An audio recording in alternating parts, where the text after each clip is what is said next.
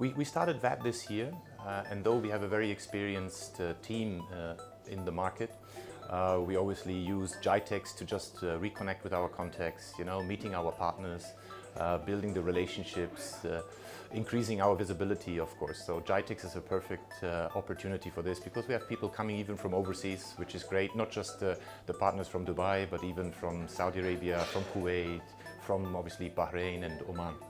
We haven't made any major product announcement rather than supporting our existing vendor relationships which we have here on the fairground, making sure that our partner ecosystem is coming to their stand, seeing the latest and the greatest of their technologies which they're actually offering. And that's our key focus. I think customers has become very demanding these days. So it's not enough to just have a one-fits-all approach.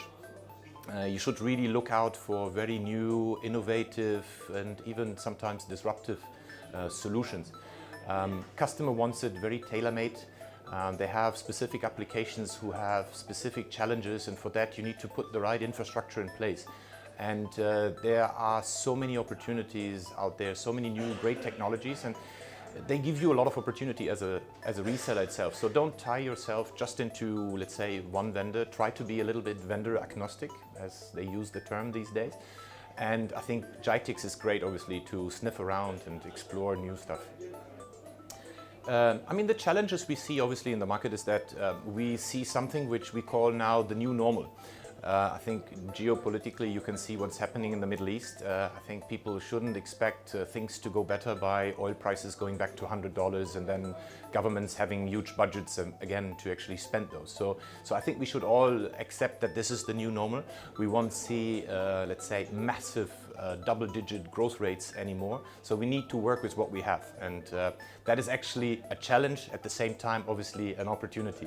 Because the fact that everybody is challenged by budget cuts means even that we need to be stronger in, let's say, offering products who produce a very fast return of invest or help companies to reduce their total cost of ownership.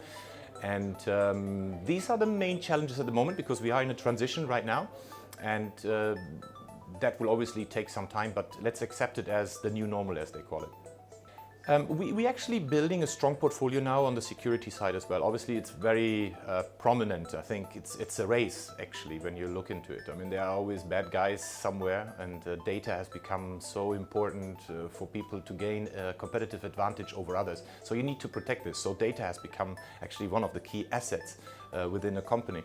And it's a race. It's the same if you have stored gold in a small box at home. Now you need a safe, and that's the same with your data in your businesses.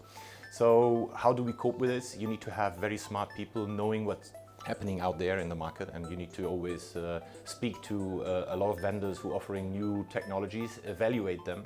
Not all of them are great, so that's the challenge, and this is where we, as obviously a value-added distributor, play a significant role to make the right pre-selection of solutions for our partners so that they comfortably go out in the market and offer them to their customers.